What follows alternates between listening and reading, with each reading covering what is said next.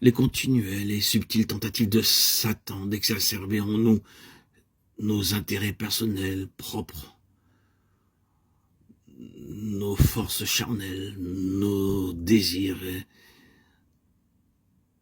personnels, notre ego, nous amène à chuter. Beaucoup d'enfants de Dieu se laissent séduire par les tentations, les distractions de ce monde. À Philippe, ville à laquelle était destinée l'épître aux Philippiens, l'un des démons proclamait publiquement que Paul était un serviteur du Dieu très haut, montrant ainsi aux hommes la voie du salut.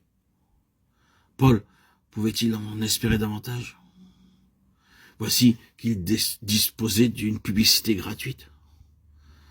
Nous pouvons être sûrs que lorsque le diable se met à promouvoir l'évangile et à procurer une certaine popularité aux proclamateurs de cet évangile, il s'agit là d'un plan bien subtil. Et l'apôtre réalisa cela, et tandis qu'il s'attendait au Seigneur, il reprit le démon. Il s'ensuivit une situation calamiteuse pour lui et pour Silas. Ils furent jetés en prison avec d'innombrables ennemis les attendant dehors. Cependant, bien qu'emprisonné, Paul était délivré du piège diabolique. Il était momentanément rendu conforme à Christ dans une nouvelle expérience de sa mort. Il n'était pas entré dans le piège de Satan qui pouvait le pousser à la flagornerie, à l'orgueil. Sans aucun doute possible, ceci conduisit Paul dans une expérience beaucoup plus approfondie de la puissance de résurrection de Dieu pour avoir fait ce discernement. Il survécut alors et put écrire aux Philippiens depuis une autre prison située dans une autre ville.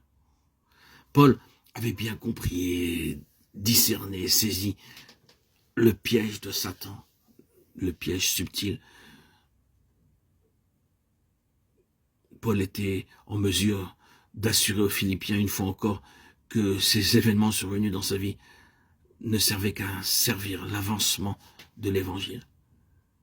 La mise de côté des idées, des préférences et des désirs humains se révèle parfois momentanément coûteuse par les privations qu'elle implique. Toutefois, la mise à mort de l'intérêt personnel offre à Christ une place nouvelle dans nos vies. De la sorte, nous nous rapprochons de plus en plus du prix de l'appel céleste. Renonçons à nous-mêmes, renonçons à notre être charnel, au vieil homme. Ne nous laissons pas séduire par l'orgueil.